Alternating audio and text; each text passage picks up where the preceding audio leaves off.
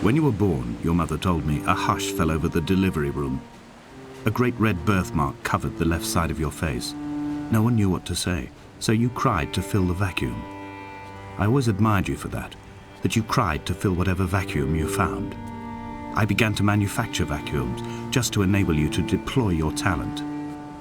The birthmark faded by the time you were 6 and had gone completely by the time we met, but your fascination with the empty and its cure remained.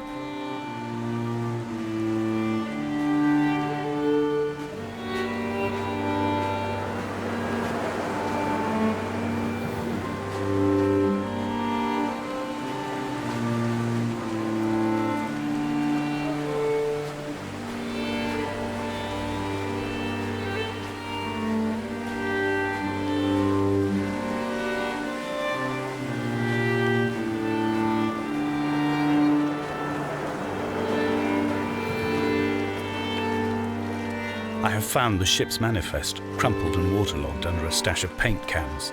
It tells me that along with this present cargo, there was a large quantity of antacid yogurt bound for the European market. It must have washed out to sea. God knows there are no longer gulls or goats here to eat it.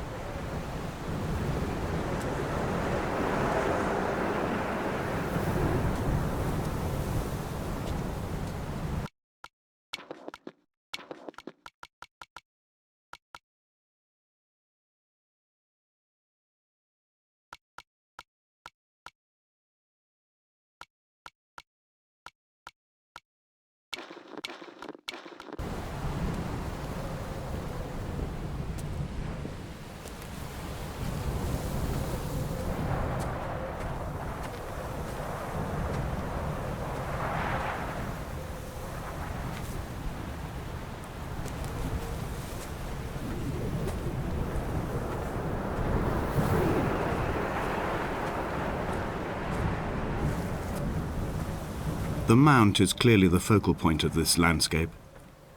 It almost appears so well placed as to be artificial. I find myself easily slipping into the delusional state of ascribing purpose, deliberate motive to everything here. Was this island formed during the moment of impact? When we were torn loose from our moorings and the seatbelts cut motorway lanes into our chests and shoulders, did it first break surface then?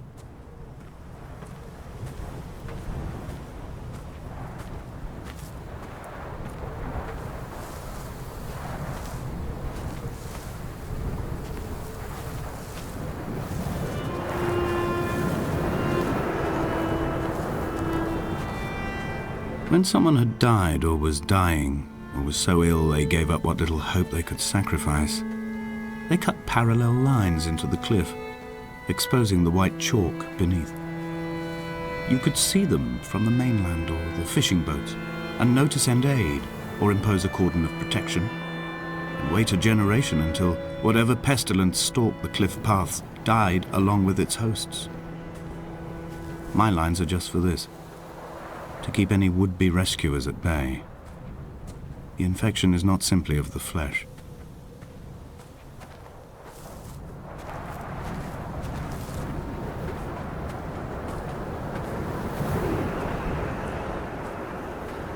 We are not like Lot's wife, you and I. We feel no particular need to turn back. There's nothing to be seen if we did.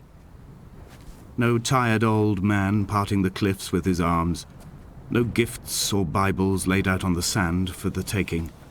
No tides turning or the shrieking gulls overhead. The bones of the hermit are no longer laid out for the taking. I have stolen them away to the guts of this island, where the passages all run to black, and where we can light each other's faces by their strange luminescence.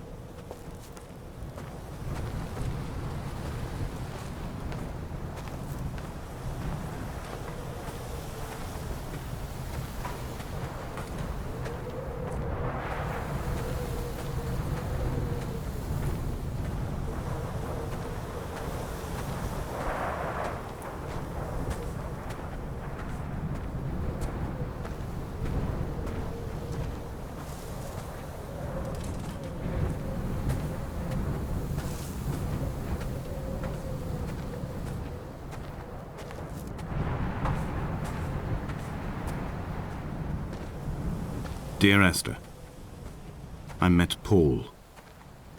I made my own little pilgrimage. My Damascus, a small semi-detached on the outskirts of Wolverhampton. We drank coffee in his kitchen and tried to connect to one another. Although he knew I hadn't come in search of an apology, reason or retribution, he still spiraled in panic, thrown high and lucid by his own dented bonnet. Responsibility had made him old. Like us, he'd already passed beyond any conceivable boundary of life. I would leave you presents outside your retreat in this interim space between cliff and beach. I would leave you loaves and fishes, but the fish stocks have been depleted and I've run out of bread. I would row you back to your homeland in a bottomless boat, but I fear we would both be driven mad by the chatter of the sea creatures.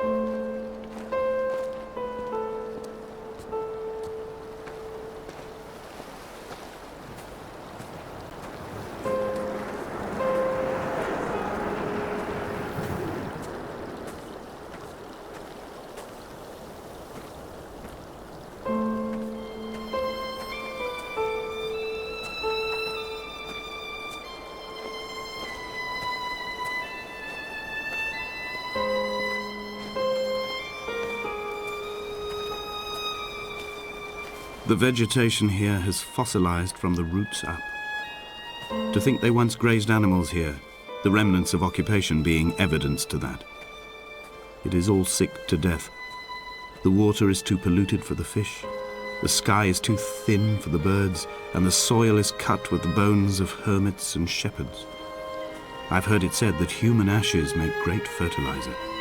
That we could sow a forest from all that is left of your hips and rib cage, with enough left over to thicken the air and repopulate the bay.